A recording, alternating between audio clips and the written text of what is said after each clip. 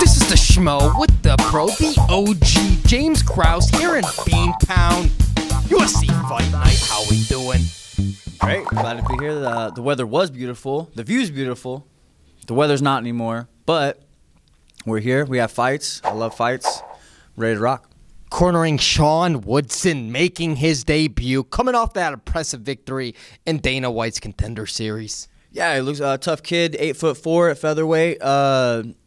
Great cut. He looks good. He's sharp. Ready to watch him go. Another Missouri guy getting put on the map. Coming. That's right. You're a Midwest guy. Now talk to me for a second. You're an OG, becoming a pro in 2007, fighting in the WEC days, fighting the likes of a Donald Cerrone and a Jorge Masvidal when you were a lightweight, because you're fighting now at welterweight. Yeah. I think as you get older, that weight cut gets a little harder. My quality of life at 55, if I was fighting at 55, I would hate you. I would hate your sunglasses, the carpet, this microphone, probably the watch and the poster behind you. I would hate everything and everybody. So it's just quality of life's better at welterweight. And you know, I feel like I did it. I feel like I proved that I could be at the weight class my last fight out. So that's why the Schmo, once upon a time, introduced to Uncle Dana White a 165-pound weight division. Still hasn't happened yet. We got to. Yeah. That's you. That's that. Yeah. Let's do it. I'm ready. I'll be the first one. Let's go. 165. Yeah. That's where I need to be. We got this BMF title, but no 165-pound weight division. 165 division today with a top 15 ranking, no problem. That's right. Let's talk about you still, man. How many real estate properties you got? Like 7, 8, or 9? Because you invest your purses into the real estate game. Yeah, I'm a real estate guy. I don't have that many. I wish I did. I've done a lot of moving around, so I sold a fourplex for.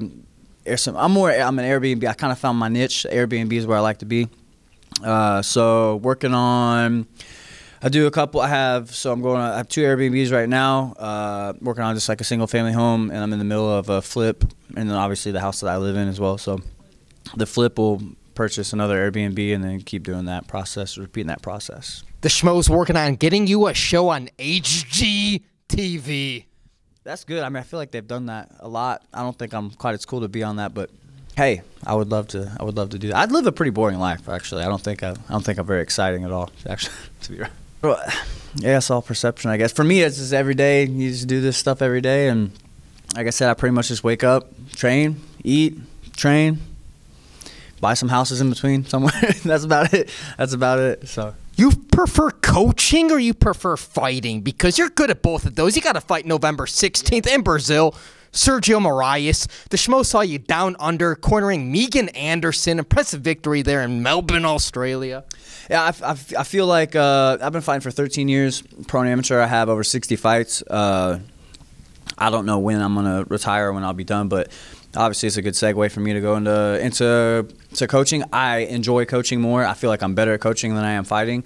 But I still enjoy competing. I still love it. I feel like I'm in my physical prime, and might as well squeeze those last few fights out while I can.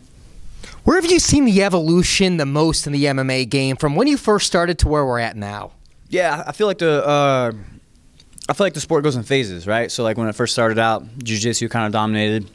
And then the wrestlers came in, learned takedown. They got takedown offense, and they started dominating. And then there was like traditional martial arts, like with Conor, Wonder Boy, like Pettis. And then now I feel like wrestling is still always pretty dominant, but I do feel like there's this new thing where I just call it the blend, where everybody kind of does everything. We say you got to be able to do everything, everywhere, all the time. And I feel like that's the new age. One of the guys that come to mind, like the pioneers of this, is Frankie. Frankie's been doing this for a long time, shooting on people, coming back up, reshooting. And I feel like that's where the game is kind of evolving to, where you have to be able to do all that at once. You just brought up Frankie Edgar. He's tied to a future bout with Conor McGregor. They're going back and forth on social media. Is that going to happen? I think so. I think that's the fight to make. I mean, it seems like both guys want to make it happen. Frankie was going down at 35, so I guess that would be at 55. It has to be at 55, right? Because Conor's not going to 45. Nah, no way. No way. No way he's going back to 45. He's the money guy. If Frankie was the money guy, for sure he'd go down. But Frankie's going to come up because he wants the payday. So be lightweight. I think so. Lightweight. I like that fight. I'm going to watch it. Why not, right? Prediction if it happens? I feel like That's a tough one. I feel like Frankie's a little undersized. He's not even a big featherweight. I feel like it's the same thing with Conor every time out. If he lands that left hand, it could be lights out for anybody. But Frankie's good at the blend, man. If he drags you into the deep end, there's gonna be problems for anybody. So that's always the trade off with Conor is, can he land that too? And then with Frankie, it's kind of the same thing. Can he drag Conor into the deep end, get him past that spot where he seems to fade? So if I had to pick, I'll go with Conor. Gotcha. Now talk to me about this blend. What's an ideal athlete coming up? Like, let's say there's a teenager wants to get into MMA. Where do they start with this blend? Well, I mean, I feel like obviously you have to have like fundamentals down. We're talking about the highest level in the world. You have to be able to do all that at once. But I mean, if we're just a kid that's off the street and you don't know where to go, you got to find two things that I look for. You got to find a good gym, and you got to find a good gym that'll put time into you. Because I mean, you see now like a lot of these super gyms that if somebody new comes in there, they don't have the time because they have 75 other guys in the UFC that they're dedicating their time to. So you have to find a good gym that is credentially there, and then you have to find that same gym that'll actually put time into you and progress in your career and care in your career. Or nobody likes getting their ass whooped, so you got to make sure somebody cares about what's going on. And I think that's important, is not just finding the people that have the talent, because there's a ton of talent out there, but making sure that talent is put in the right place. One more question regarding this fight card behind me. We're here in Boston. How do you see it going down between Yair Rodriguez and Jeremy Stephens? Man, I got to rock with Jeremy Stephens on this. He's a Midwest guy. He's from Iowa. I gotta go with Jeremy on this one. I like his attitude. I like the way he fights. I've been a fan of his for a long time. I like the way Yair fights. He's kind of a new school dude, but there's something too when Jeremy gets fired up in his fights, he starts coming after people, and sometimes it takes him a little bit to get there. I feel like because of the incident with the last fight, I feel like he's going to start the fight fired up. He's going to put a lot of pressure on Yair early. I just think he'll land one of those big shots.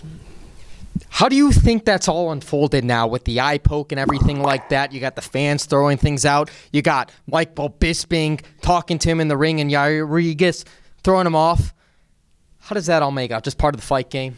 Yeah, I mean, well, no. If you've never had your eye poked, I've had my cornea scratched a bunch. You can't fight. It's terrible. It's a terrible, terrible thing. And I knew as soon as because I've had it before. I knew as soon as he did, I knew he wasn't gonna be able to fight, because it's not just one eye; it's both eyes. Like, eyes are sympathetic, right? So if one of your eyes is messed up, you're gonna close both.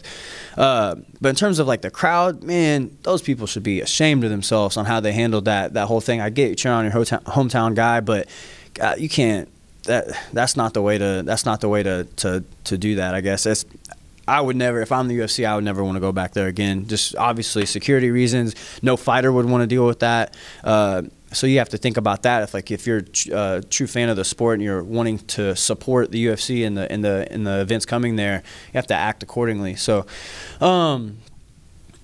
The Bisping deal, I'm sure that was Yair just fired up. People's all around him. I don't think he meant anything by it. Maybe he did. I'm not sure. But all I know is that fight is going to be fireworks, and I'm stoked to watch it.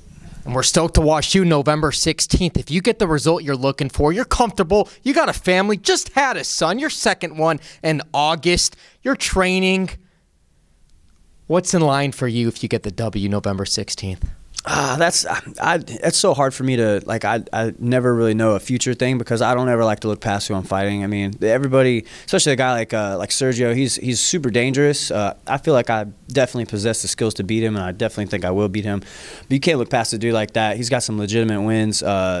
He's a big guy coming down to welterweight. He's up at middleweight, did fine at middleweight, and I have to have all my focus and attention on beating him in Brazil, which, as you know, sometimes is going to be difficult to do. So, talking about rowdy crowds, they love their jiu-jitsu, but they love their MMA most importantly. Final message for the James Krause fans out there worldwide.